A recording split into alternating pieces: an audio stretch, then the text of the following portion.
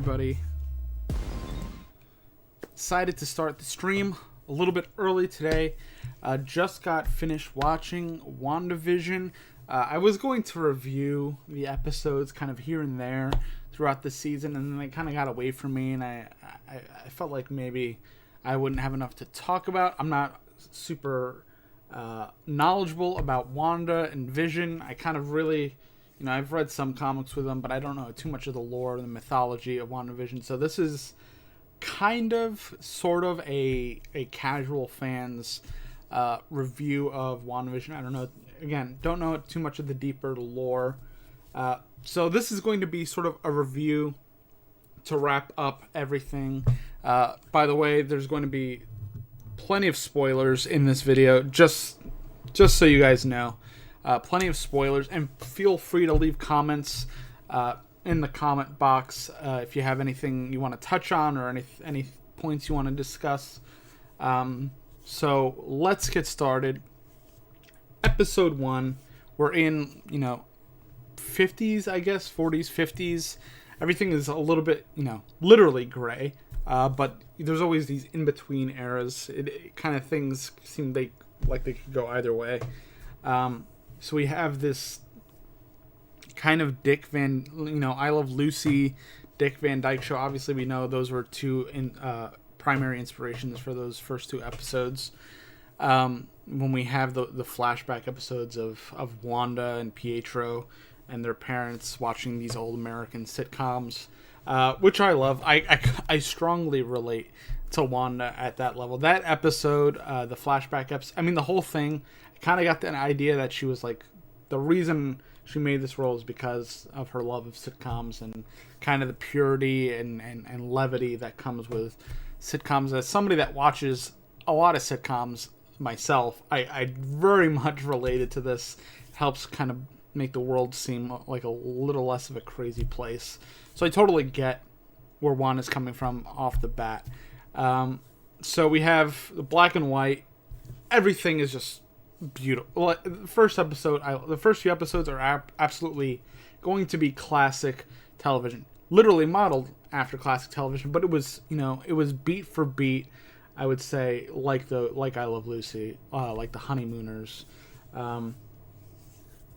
like Dick Van Dyke. There's sort of the physical comedy with sort of the coyness and the banter.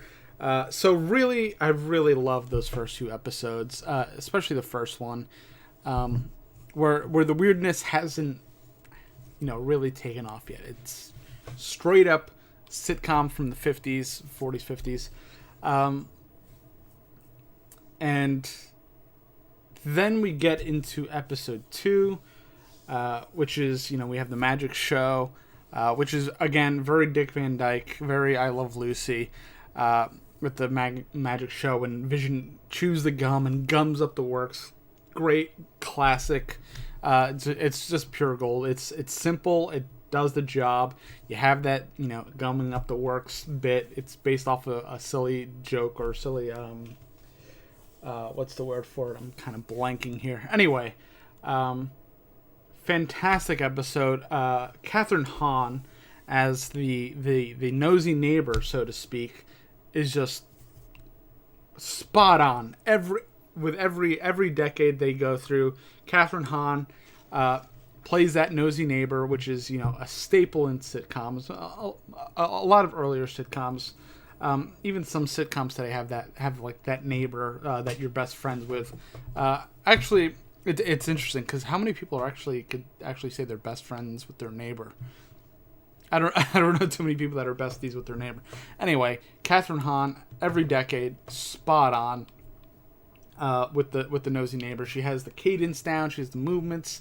Obviously, the wardrobe is fantastic. Everything is just so keyed in, and it's great. I think my favorite episode were the while we're still in the kind of sitcom world, were the 60s and 80s episode. The 80s, 90s episode was really great. That theme song.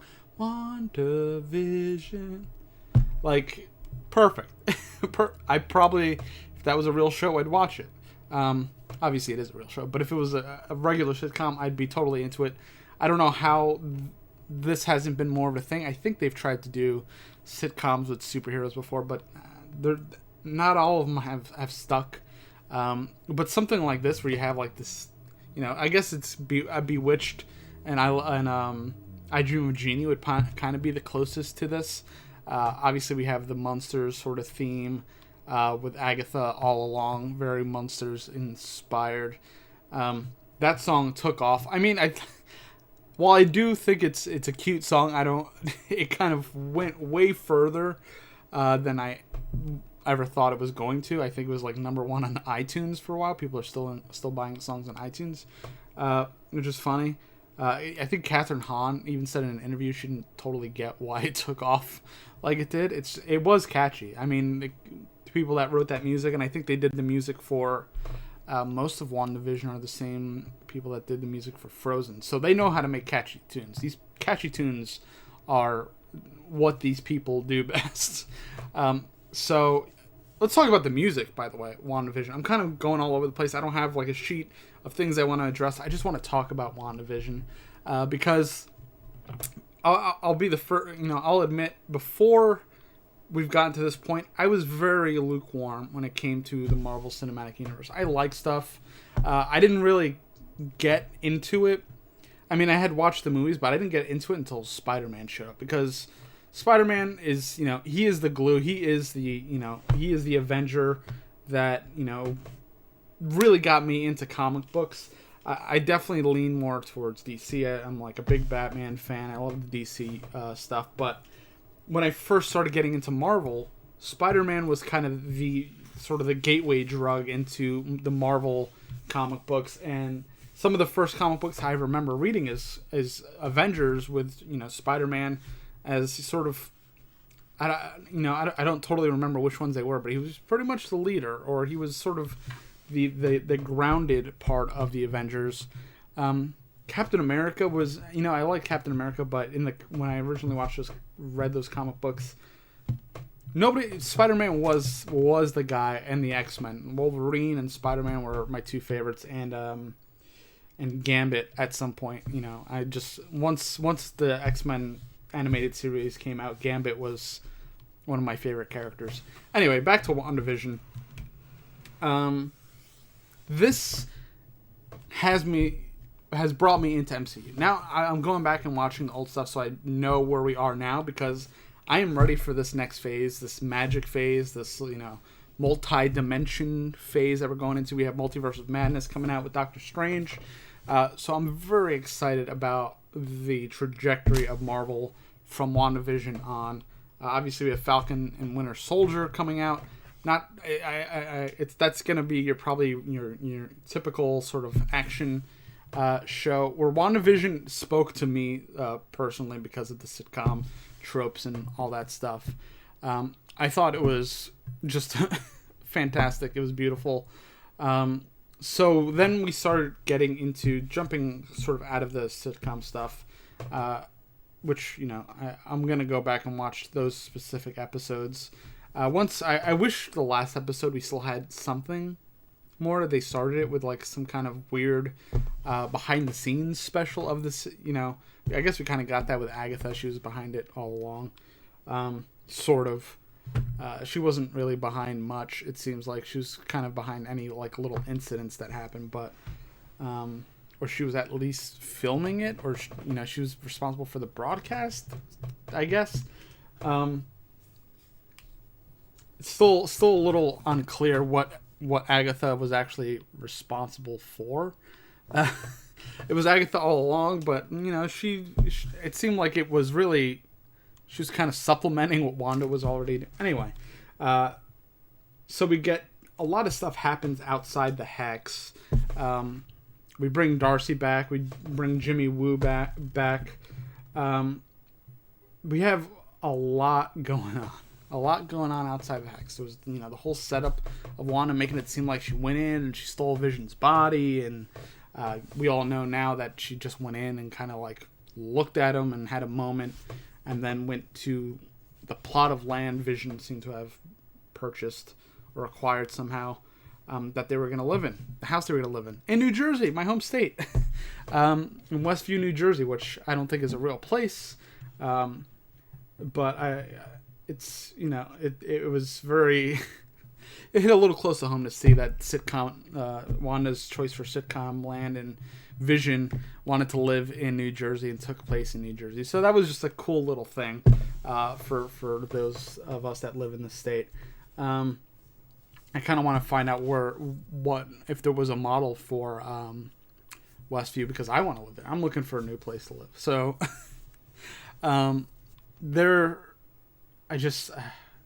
I really love this show.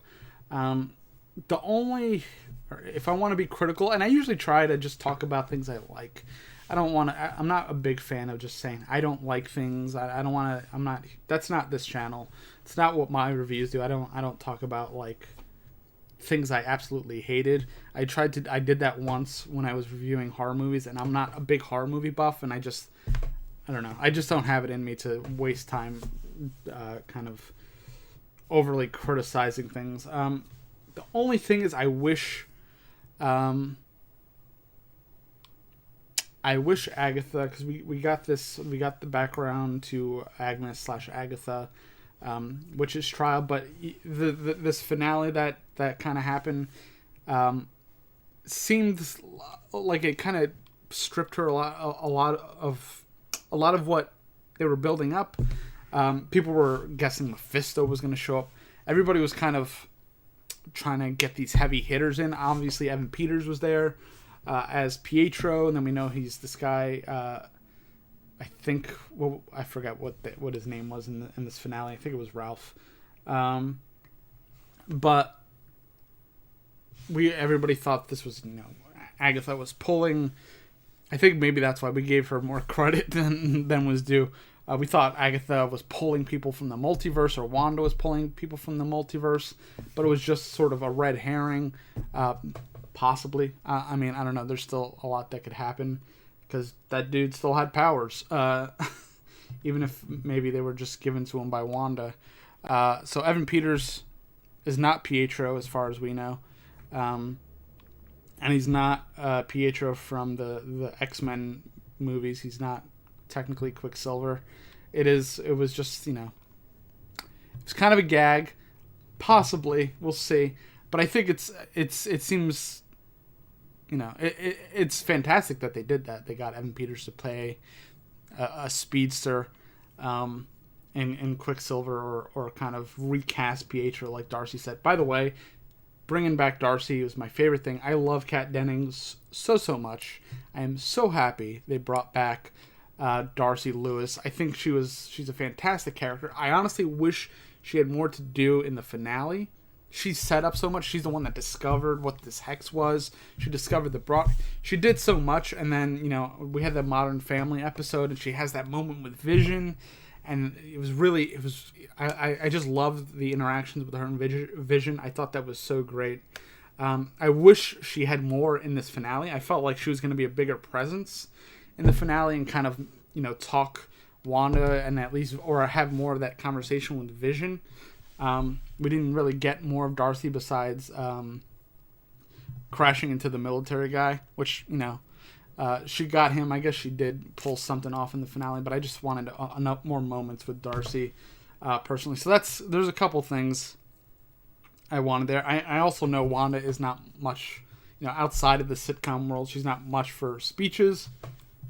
I was kind of waiting for like almost a wrap up, like they do in sitcoms, where she like apologizes to everybody and tries to set things straight, but she kind of just walks off, and kind of flies away now that she is the Scarlet Witch.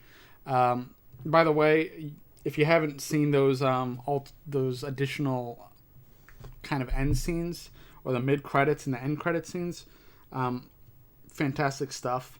Now we have Monica Rambeau, who has crazy powers. I know she's another superhero. Again, I'm not super well versed in Marvel stuff. I forgot the name of her her alter ego. But it seems like she's going full magic. She's learning all, in that end credit scene. She's learning everything she can. She's literally dissociating her magical self from her physical self.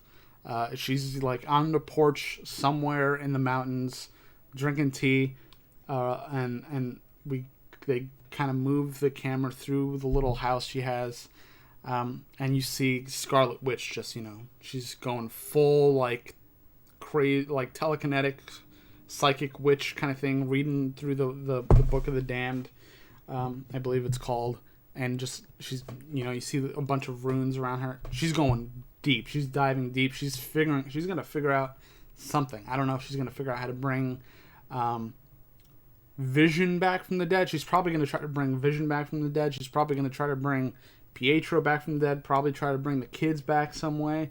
I don't think while the ending for WandaVision was sort of a happy ending, Wanda got to say goodbye in a less traumatic way to Vision, and she got to see what life would be like if they just had sort of a normal, silly, fun sitcom life. She got to see that. So I do consider the end of this series. I can't see it coming back. This is probably a one-off. As a happy ending for the most part, but it's leading Wanda down this very, Agatha's warns her. I think Agatha, she acts in her self-interest, but I think she does know more than Wanda, obviously, about the magic, about the history, about the mythology behind Scarlet Witch. So I'm glad that they're kind of just going to pocket Kathryn Hahn a little bit for a while until Agatha has to come back, probably in an MCU movie, which is fantastic. I want more Kathryn Hahn. Again, I think she was probably one of the best parts, if not the best part about WandaVision. Obviously, Paul Bettany and Elizabeth Olsen, fantastic job. Paul Bettany, funny as all hell. I want to see more funny Paul Bettany.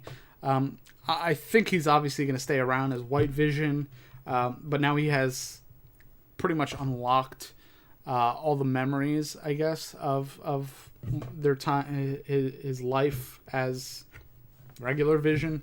That whole scene with them in the library or the whatever it is, town hall, when he's talking to White Vision about the ship and replacing the parts in the ship. I forgot what that analogy was or that anecdote was, but I thought that was great. I thought that was a moment that needed to happen.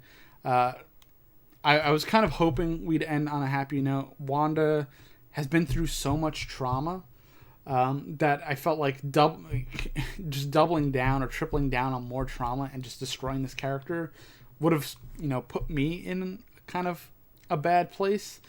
And I think the character deserves a little bit better. She deserves a new path. Obviously, she's going down this possible dark magic path, so she's going to be probably even more questionable in morality, possibly. It seems like, she's by herself again. She's by herself. She went further remote besides, staying in a fictional town in New Jersey. She went even further remote, went into the mountains to study dark magic and magic of all kind, I imagine.